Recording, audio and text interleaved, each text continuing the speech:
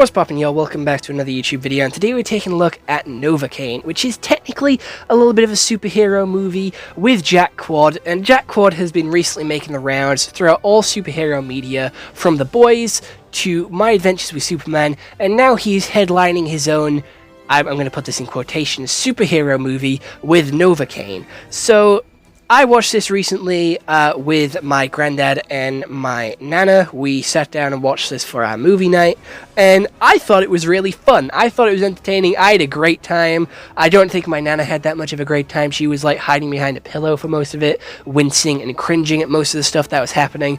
But my granddad was like locked in, and I was like going, whoa, and I was being very vocal with this movie, which I don't normally do because I don't like it when people are loud during movies.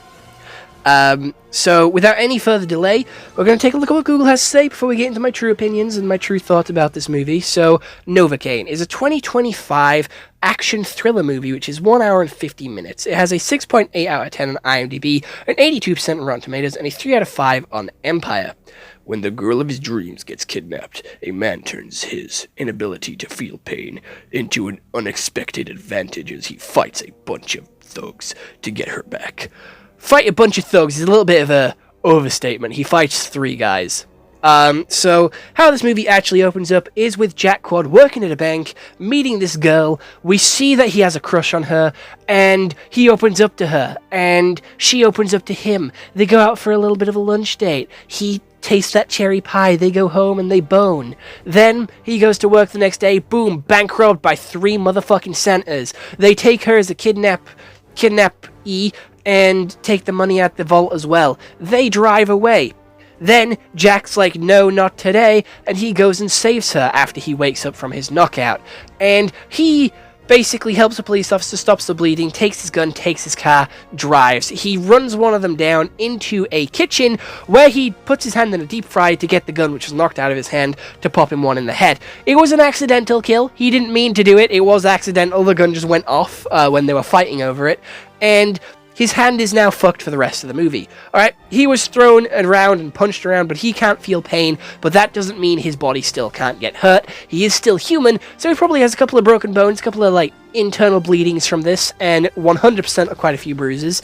So he then goes to the place where he got the tattoo done, whilst the police think he's in on it and try and hunt him down. So he goes to a tattoo parlor, and then he fights the big dude in the tattoo parlor and his assistant, and he punches the ground with glass on it to get glass in his knuckles so he can basically be the Wolverine, and he cuts out his eyes, and he's punching him and punching him and punching him, and then he gets an address from him. So he goes to the house, and then he gets caught in a couple of booby traps with an arrow through the knee, a mace to the back, and then a noose to the foot, so then he's hanging from the roof. His brother then decides to come looking for him, because his brother should have arrived at the safe house by now, and the other two, the hostage and the dude, they're brother and sister, and she was in on the plan the entire time. So guess what? Our guy Jack Quad is doing all this for nothing, because the girl is actually in on it, and she actually wants to escape with the money, but she kind of feels bad for Jack. And on the radio, we hear, hey, suspect at large, guy in a suit from bank is helping these guys. So, the guy finds out about his brother's death and then starts to torture Jack Quad by pulling his nails out, but obviously he can't feel it, so, he then has his best friend show up and beat the shit out of this guy. They end up killing him by putting an arrow through his skull, which is actually the same arrow that is through his knee, now going through his other knee. So technically, by all means, he shouldn't be able to walk. Anyway, the police show up at this house. His best mate goes out wearing his clothes and gets caught by the police and handcuffed. Jack then runs out, goes to the place that he needs to be, and then gets his head crushed by a tire because, he actually found out everything, and then he's in a little bit of a shock state. He gets put in an ambulance, and everyone gets locked up, and guess what? The guy that was, the last guy gets away in the ambulance that Jack's in the back of. They have a big old scrap after he shoots 2 police officers, and then the girl of his dreams comes to save the day, and he wakes up like a month later, and she's in, and then he gets better a year later, and they're all friends, and they're all happy days. Other than that, I think the movie was fucking brilliant. Very, very bloodthirsty, very, very violent, a lot of action, and I'm going to be honest, with him not being able to feel pain, I was feeling the pain for him. When he was punching the glass, I was like, damn, fuck. When he put his hand in the fryer, I was like, oh shit. When he slammed the arrow further through his knee to cut that guy in the head, I was like, whoa. And, you know, all the pain and all the fucking issues that he was going through, I was cringing. I was, like, genuinely having a physical reaction to it because I was jumping, like, and flinging my arms around. I wasn't covering my eyes. I was still watching it. I was still locked in because the story was really good and the characters were really good. I liked the development and I liked the pacing. The fights were really cool and it wasn't, like, unrealistic. Like, fair enough, he was able to keep going and he was constantly putting, like, adrenaline in his body so he could keep going, so he could keep this moving. However, it doesn't really make sense for his character because he spent his entire life scared of everything with tennis balls on the corners of stuff, and with his life expectancy supposed to be 25 but he's made it to 30, so he's being extra careful. He's not chewing his food, he's like drinking stuff like just liquids. And I thought that there would have been a funny gag at the end of the movie where he actually does bite his tongue off, or a little bit of his tongue off, because at the end of the movie he was chewing that cherry pie, and it was a pretty big thing that they were doing at the start of the movie, and I was quite disappointed that they didn't end on that. It was a very sweet ending, but it would have been a very comedic ending, and it would have brought it full circle if he did bite his tongue, because it would have made a big callback to the start of the movie, and I would have very much enjoyed that. I thought it would have been funny, and I tried to call it as well. I was like, oh my god, he's going to bite his tongue off. I bet you he bites his tongue off, and yeah, I lost that bet, so I lost a $5. But yeah, movie was good. Jack Quad is an incredible actor. We even had Ned from Spider-Man appear in this movie as well as Jack Quad's best friend. Also, Jack Quad's guy in the chair, might I add, which I thought was really cool. It's always nice to have a Ned Leeds as like the guy in the chair. And he was also a very good actor as well. He plays the like cocky, talkative character very well.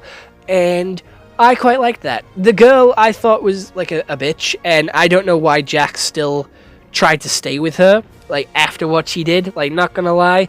I would be pretty pissed. If I thought she'd been kidnapped, and I went through all this, I risked my life to save you. I have glass in my fingers, I have a broken knee, I have like broken fingers, I've lost my fingernails, and I went through so much torture and shit to get here to get you, and you were fucking in on it. I would have felt like such a fool, and I would have hated that experience. I would have hated that, I would have hated myself, and I would have probably hated her as well. So it probably shows more about Jack Quad's character, of how much he can forgive. But damn, I went through a lot for you, and you were in on it, and you wasn't in any danger, and you just let me believe you was in danger. The fuck? You didn't care about me, you used me. And I thought we had a thing. You motherfucker, I would have flipped. I would have genuinely lost it. So I can understand his like disappointment and disbelief, and like genuinely his give up that he does have in that moment. So then it does lead the villains to get the upper hand. I think that's really cool, but he does get over it very quickly. Like when he wakes up in the ambulance, he gets over it very quickly, and like it's straight back to forgiving her.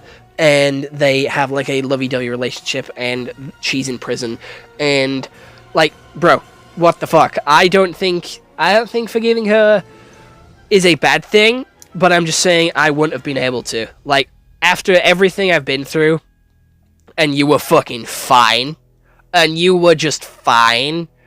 Are you serious? The only reason the police were able to catch you because of me, because I fucking did all this shit? Are you serious? I did better detective work than the police, and you expect me to just be okay with all this?